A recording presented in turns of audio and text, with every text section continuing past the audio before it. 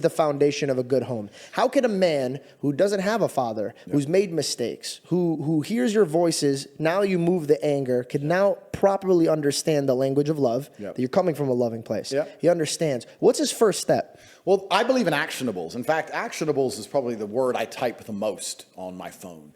Actionable? Yeah. Maybe if I press A, actionable comes up. Because when someone tells me anything, my answer is actionable. So if they come along and they say, Andrew, the Matrix is attacking you. They're deciding they're going to print a new story saying you've done X, Y, Z, and you're going to be accused of X, Y, Z, da-da-da. I don't like, oh my God, that's terrible. Why would they do that? Da-da. Pointless. Completely actionable. What do we do about it?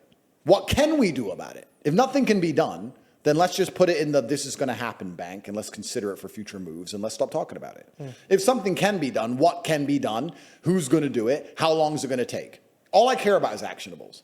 So when I talk to people at home and I have all these young guys, I get thousands of emails a day, thousands of DMs a day. People go to my website, CobraTate.com, they message the live chat all day, every day looking for help. How do I sit and try and explain the very nuanced and complicated subjects of life and masculinity to 16-year-olds who I've never met in a nation that might be completely different to mine geographically, politically, and socially? And I believe you do that by giving them actionables, giving them things you can do. So I sit here and I say, and when I preach the things I preach, I want people to understand why I've chosen them.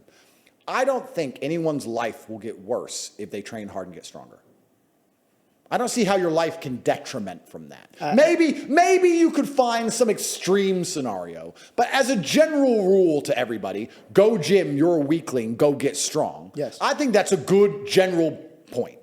Same thing. So first is to fix your temple. First point, absolutely. The first point is to improve your body. That's the first thing you can do. So when you're asking me, the man who has no father and he wants to live a good, righteous life inside of his home, I don't know all of his background. I don't know his capabilities. I don't know his mental state. I don't know where he lives. I don't know anything. But I know that if he gets stronger, he'll stand a better chance of doing it. Because you also learn mental discipline by doing that, which is also a good thing to learn. When I teach people saying, listen, you need to go become as rich as possible, the reason I'm doing that is not just so that you make money, which is the time and energy of other people. It's also all the lessons you'll learn along the way. You're going to learn how to manage people, manage staff, manage stress. You're going to learn how to talk confidently and go to meetings. You're going to learn how to be organized and on time. You're going to learn how to be punctual. You'll learn a bunch of things if you learn how to make money. So I say you need to go get as much money as possible and become as strong as possible. Because I believe if you do those two things and start to succeed in them, you can extrapolate and take all of the lessons from those two things and apply it to anything, including a relationship. It takes discipline for a relationship. It takes commitment for a relationship. People get lazy when they get in a relationship. Absolutely. So if you're a disciplined person who always goes to the gym, if you're good at managing stress and controlling your temper from high pressure business meetings, both of those things will apply to your relationship and make you better at running a household. 100%. So that's why I teach the two things I core teach. In fact, I teach three things, but I teach. Well, even the body, just to circle back, you have muscles. I can see that. Did you ever feel pain from growing those muscles? Absolutely, yeah, it hurts. So that's also a factor of it, and I agree with you. I think a lot of people that feel like that once they take themselves from I feel like shit to like, oh, I feel fucking great, they realize they could put that energy other places. Yeah. So I agree with you. Yep. And the third thing I teach, which I think is extremely important and lacking in the world today, is brotherhood. I think that men have always kept men accountable. You just talked about living in a house with 6 women and how it changed you. Imagine you lived with 6 warriors. Destroyed me. Imagine you lived with 6 men who were training for UFC fights. Imagine the men. Dude, no, so this happened. I swear to you this happened. I told God, I go, God, I reflected. This is a problem. Randomly, one of my friends from Chicago, this motherfucker is deep in the ghetto of Chicago. Yeah. So when I mean a man, like you look at, he's 6'5", you look at him the wrong way, he'll eat you. Yeah. The energy he has is, I'm going to get it done. My word's my word. Yeah. And I'm going to be at the gym at this time. I'm going to be there, blah, blah, blah. Okay. He came in the gym. Guess what? I can't miss gym no more. That's right. Why? What the fuck's wrong with you? That's right. I was up at 6. You slept until 12. You can't go to the fucking gym. And now I'm sitting here being like, yeah, he's fucking right. I probably should be in the gym. Yeah. So it does push me. Yeah. You know what we need? We need, I love when I play. I'm sorry, I'm losing the word. Yeah. But when competitiveness. Yep. I love being competitive. Absolutely. I love being competitive. Masculine accountability. And you know what else is with men?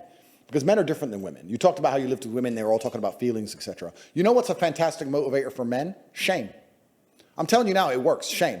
If I'm around my house and someone was getting fat and all of us were to go, you're a fat fuck. What are you eating that for? I guarantee they'd train. Shame works with men.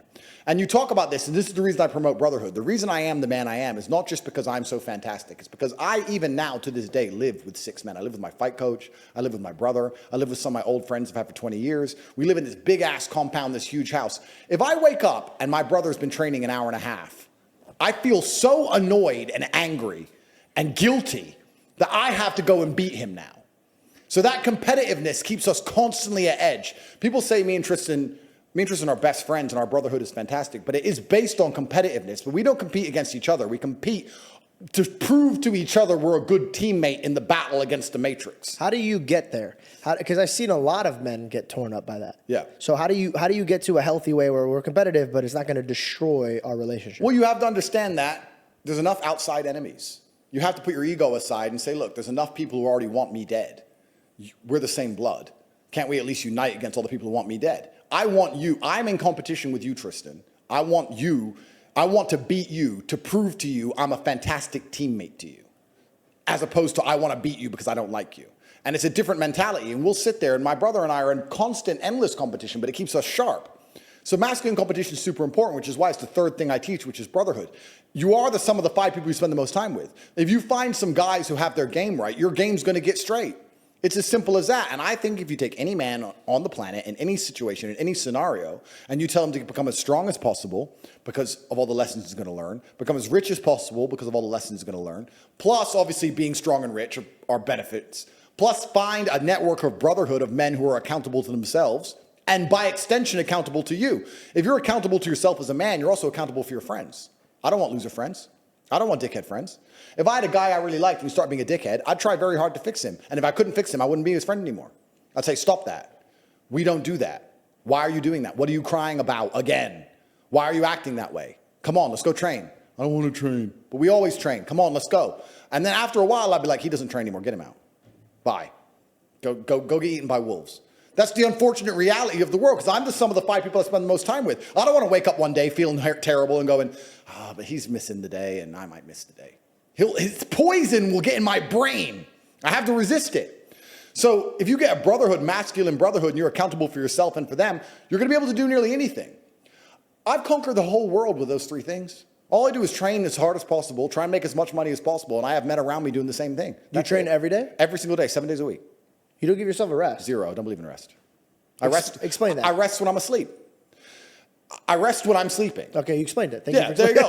That was so fucking quick. I didn't even he's sharp, dude. He knew what he was saying. What up, you clean ass gentlemen? This video is sponsored by Manscaped. Now, I actually love this brand because I use it every day, and my friends always bug me for this product. But let's unveil the Lawnmower 5.0 Ultra. This is the 5th generation trimmer. Features 2 next-gen skin-safe blade heads. A standard one for you taking a little off the top, and a new foil blade to go smooth wherever your heart desires. We also have a dual LED spotlight to provide contrast on multiple skin tones, 3 length setting combs, and oh, did I forget to mention that this trimmer is waterproof too. Also inside of this package features the Weed Whacker 2.0 ear and nose hair trimmer, crop preserver ball deodorant, crop soothing toner, and 2 free gifts. The Weed Whacker 2.0 also features the skin safe technology that helps prevent nicks, snacks, tugs in those delicate holes. Get 20% off plus free shipping when you use my code George at manscaped.com. That is 20% off plus free shipping with my code George at manscaped.com. I promise you've never seen a ball trimmer look like a spaceship. Get yours today from our folks at Manscaped. I'm asleep. And there's going to be some